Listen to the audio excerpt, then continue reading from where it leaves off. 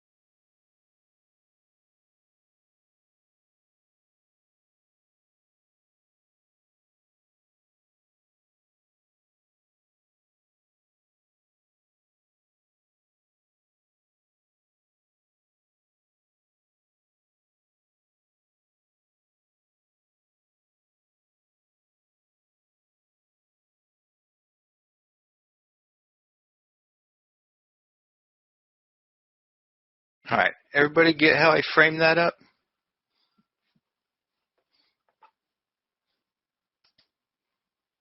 It's much more interesting when I did it, right? And it's like, oh, okay, I see it. But you guys see how we took a market and this outside bar is the same as this outside bar. Same kind of thing. Okay? Same kind of thing. This is a high. This is a high. And this is how I came up with a projection. So when I say we draw our median line sets, etc., with a certain precision, this is what I'm speaking of. We understand something about the swing structure. Okay? We understand something about the swing structure. And here's the model. All right, so again, this is process. I wanted to do a nice fundamental thing on process today, but we might only just barely get started.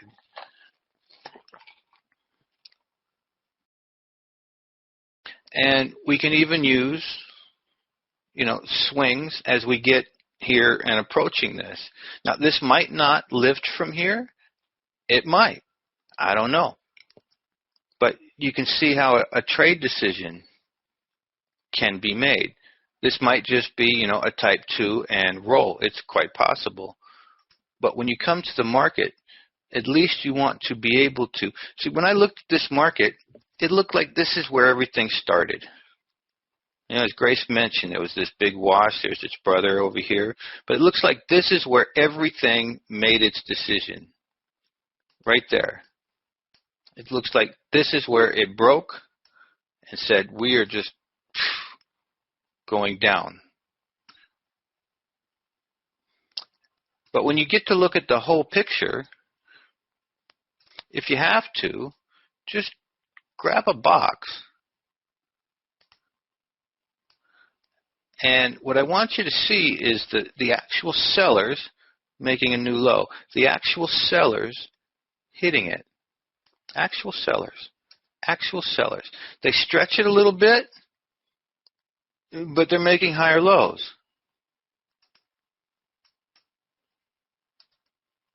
We've just got swings going on here. They stretch it, but they still, they zoom it, but it's still messing. Here, it's for sure, right? And it's the process of an MPL. It's the process of a valley. It's the process of a swing, a valley and a mountain, Nate. There's a whole bunch of things that are lining up. But when you come to a market, I want you to see this group of sellers here, right? And so the outside bar is this effort that gets reversed, okay? And it's down here. So it becomes a solid marker. It becomes a solid marker, right? Because they made effort up and they made a new low. So this becomes a line in the sand. And it was the same thing over here, even with this little one. See? Even with this little one, they're struggling. They make it, So this becomes a line in the sand for sellers. See them? Boom. Boom. See them stall, but they just drive right through it. So it becomes a line in the sand. So this little swing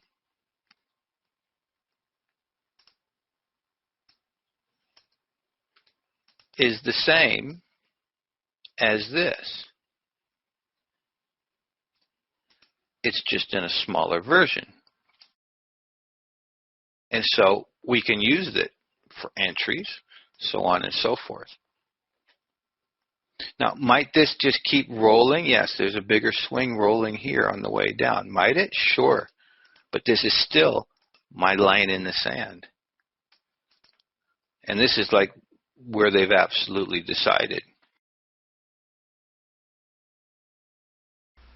Okay, this is going to be a quick follow-up to that clip from one of our live sessions from Language of Markets. At the end of the session, or at the end of that clip, you heard me mention this is where they absolutely decided, right here. Why is that important? Well, because that's where we want to get stops under. So we started out simply seeing sellers, sellers, sellers, sellers, sellers, sellers, sellers, sellers, sellers, sellers, swap, right? You can see the nature of this. And this is where the decision was made. And then swing.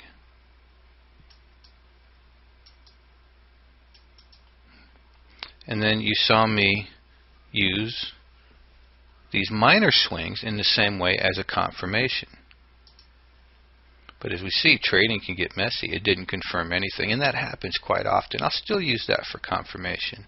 But what's important here is we know where our stop has to go, one way or the other, and then work our money management. The truth of the matter is, it didn't matter. Once we understood this market, as long as we can afford the stop, it didn't matter if we entered here, here, here, here, here, here, here, here, here, here. None of those mattered as long as you had the direction right and you knew where to throw a stop. That's always the starting point. We tend to get ourselves in trouble being or trying to be perfect and surgical and take no risk. And targets for this is easy. We use basic tools. You can use the median line. Price has a high probability of reaching the median line, or a modified shift, and you see it's doing the same thing for a target. So we learned that confirmations don't always do their thing, because after the session, this is where we left it off live, it dove down, gave us another hit. That's part of trading. If you get stopped out, you get stopped out, but you still want to know where a stop is, where a good stop is. And again, you know, trying to be perfect, where should I put the line? Should I have it here? Should I have it here? Should I get this little bar? Should I go down in time frame? It's all just ways to dodge risk. You know, I could have got real fancy here. Right? I teach action, reaction, and all that. Could have got real fancy and looked for a nice center, a nice center line, like this. Action and reaction. So you can see I could have done all that and have it look like magic.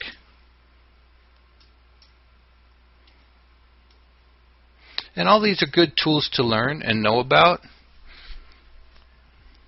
but they're not magic. They're just trying to tell you something about a swing. That's all. They're just trying to tell us something about a swing. So, that's a little taste of what we do. A little taste of when it gets messy, which trading will always get messy. And this was real simple. Sellers hit it, knock it down. Sellers hit it, try to knock it down. Sellers hit it, try to knock it down. Whoomp, right? They take it up above those guys, and then they swing. That's the first part of the process of pulling off a trade. And then from there, we risk our money, use the appropriate risk management, takes our chances.